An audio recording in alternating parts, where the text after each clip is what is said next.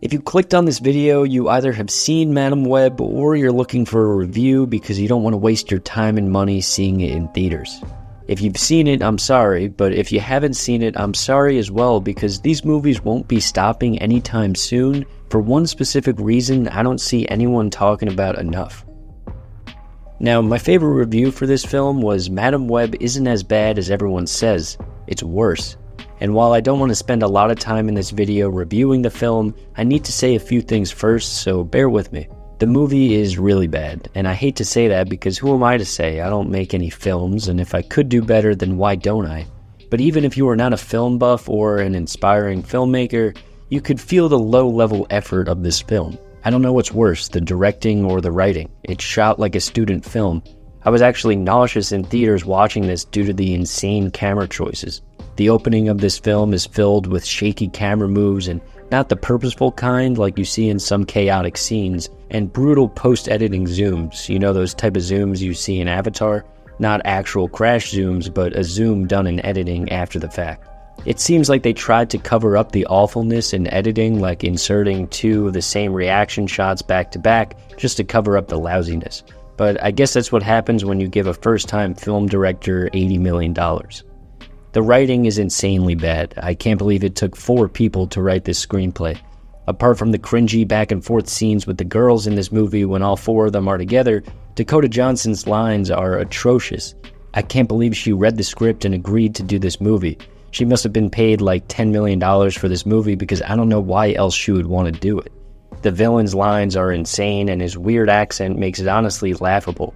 But again, I don't want to make this entire video about a review, so let's get into why this film was made and why it won't stop anytime soon.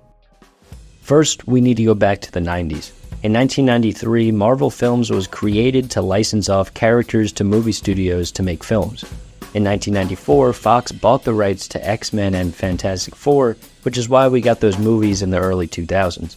In 1999, Sony bought the rights to Spider-Man, which is why we got those films in the early 2000s as well. In 2009, Disney bought Marvel, so any character that they didn't sell the rights to, they own for good now. Essentially, the X-Men, Deadpool, and Fantastic Four were still owned by Fox and therefore never able to appear in the MCU.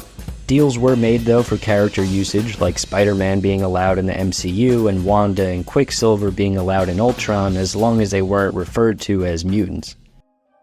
But Sony still had the rights to make films about Spider-Man, Venom, and a bunch of other characters in their universe. Once Disney bought Fox in 2019, they are now planning to integrate the X-Men, Deadpool, and Fantastic Four into the MCU, as they already started to tease it as of present-day 2024. That still leaves Spider-Man and his universe to Sony, and is the reason why we get films like Morbius and Madam Web. If Sony doesn't produce a Spider-Man film every 5 years and 9 months, it loses a majority of its rights to Disney. Therefore, we are going to continue to get these movies in the years to come so they can continue to milk the money from it. The licensing rights include around 900 characters from the Spider-Man universe, mainly consisting of side characters. In a 2014 email to a colleague surfaced by WikiLeaks after the Sony Pictures hack, former Sony Motion Pictures group head Amy Pascal said, "I only have the Spidey universe, not the Marvel universe, and in it are only his villains, relatives, and girlfriend." At this time, Pascal was trying to figure out how to move forward after the poor box office performance of The Amazing Spider-Man 2 in 2014. She goes on to say, "Unless I partner with Marvel and have Spider-Man join their world, I'm running out of options." Sony's first attempt to revive their own universe was in 2018 with the release of Venom, and notice how it was under the 5-year quota from The Amazing Spider-Man 2 in 2014. And it worked, grossing $856 million worldwide, with a sequel grossing $506 million. Morbius in 2022, like Madam Web, was pretty bad too, but grossed $167 million at the box office. And this brings us to Madam Web. Currently, as it stands, Madam Web has grossed $54 million worldwide, and I personally don't see it breaking $100 million. With an $80 million production budget, it seems like this film will lose money.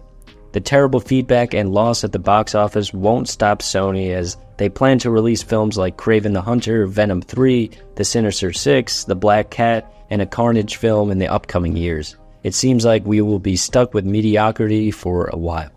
Have you seen the film? Am I being too harsh, or is it the worst comic book movie of all time? Let me know in the comments what you think, and let me know if you've heard anyone else talking about the deal Sony and Marvel have for keeping the Spider-Man rights that is causing them to continue pushing out these movies. Anyway, thank you guys for watching. If you enjoy these type of videos, consider subscribing, and click here to watch my previous video about why modern day movies look so bland.